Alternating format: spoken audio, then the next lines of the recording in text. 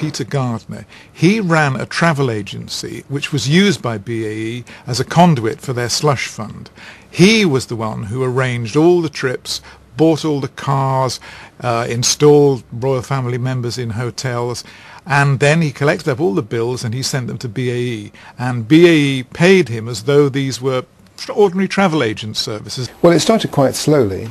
I think in the first year probably just a few £100,000, but by the time it completed in 2002 it could run up to £1 million in a month or even more, and was averaging, though, with peak seasons and lower periods of activity, it was averaging around about £7 million a year. The list of activities for 1 month could easily have 80, 90 different services or flight reservations or hotel reservations or security, property, medical, schooling, a vast number of different areas. It wasn't really just travel. That was just perhaps a percentage, maybe 30–40%. We were asked to arrange quite a number of very complex matters. I recall one which was Prince Turki's daughter was being married in Saudi, and we sourced a video editing suite which cost some £200,000, which was then shipped to Saudi Arabia and assembled there. Yes, the invoice was sent to British Aerospace in the usual manner. Then there was a very extensive honeymoon trip for his son, which started off from Saudi and then visited Singapore, Bali, Sydney, the Gold Coast of Australia, the Barrier Reef, then on to Tahiti and Hawaii, and ending at that stage in California, as was the Rolls-Royce as a gift to Princess Nora from Prince Turki, some £170,000. That was also invoiced to British Aerospace in the usual way. During the summer months, the entire family would like to get together. That was Prince Turki's family and also Prince Nora's family and their close relatives.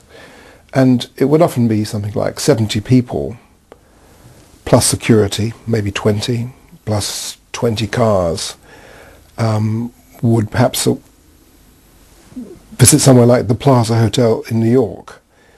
And that could be quite complex and very expensive, because we'd invariably try to clear a floor so that everybody could stay together. From 1989, maybe 1990, we always paid for the accommodation that was occupied by the Saudi defense attaché and his family. Usually a very nice house somewhere in the London area, and that would cost up to about, say, £30,000 a quarter, which was always invoiced to BAE, and that certainly continued for the entire programme. It's very surprising that the defence attaché, for example, of Saudi Arabia should have all his accommodation expenses for himself and his family paid for by BAE, a private company. This means that a Saudi official, and an important one too, is basically in the hands of a foreign commercial company. That's a very strange way to run a country.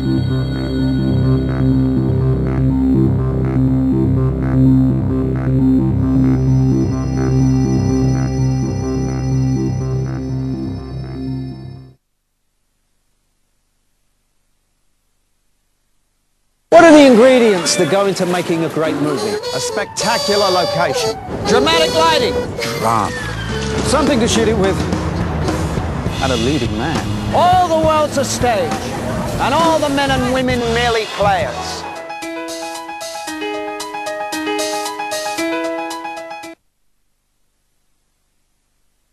A silent tsunami. Can you hear me nice and clearly? Ready to go. On the set. Children are at the heart of all that we're trying to do. It's really trying to internalize the fact that women must and should play a role in our society. On the net. Send your emails to Riz.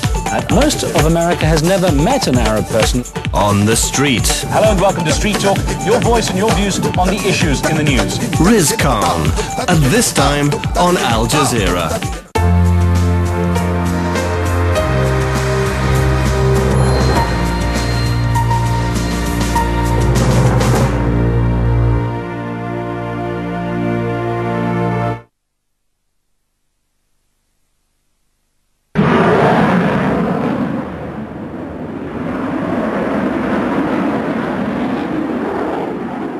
BAE had a slush fund.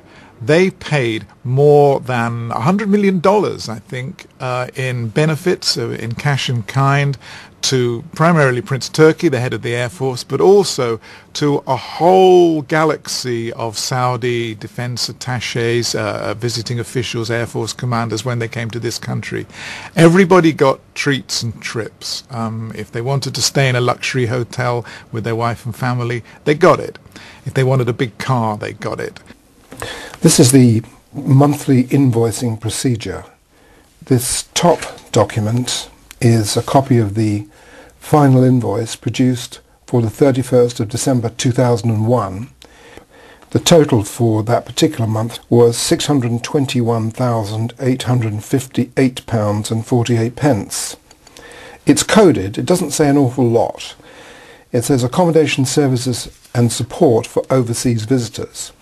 Then there is an invoice for a corresponding amount for PB, which stands for Principal Beneficiary, and that would be a member of Prince Turki's family or staff. And in this case, this is for £403,000.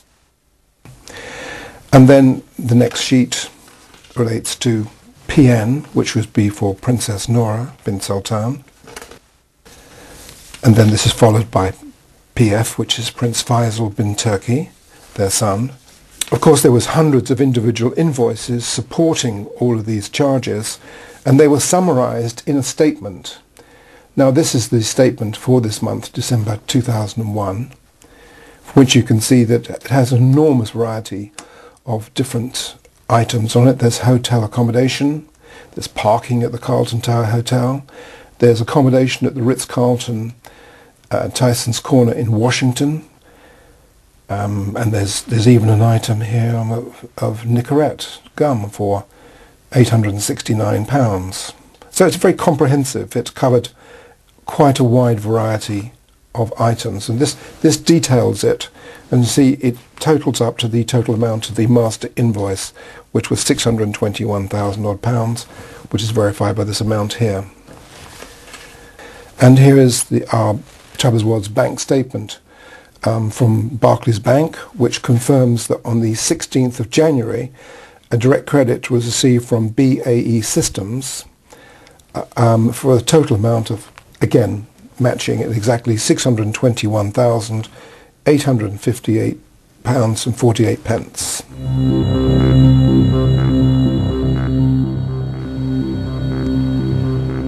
There's an absolute mountain of evidence here, and what you can see is that the British ambassadors in Jeddah were writing long reports to London to tell them everything they knew about corruption. So in this very important document, the British ambassador in Jeddah, Willie Morris, in 1970, told London, "The question of corruption is obviously crucial, and I've therefore dealt with it frankly and at some length." And later in the same document, he says, "There is no single golden key or golden fixer to open the door to an orderly, if crooked, world of arms sales in Saudi Arabia. It is a jungle inhabited by beasts of prey in which one must move with caution and uncertainty." That was 30 years ago. Since then, the evidence is that very little has changed. Prince Sultan and his son Prince Bandar were influential then, and they continue to be influential now. Sultan has, of course, a corrupt interest in all contracts, but this can be serviced by any nationality.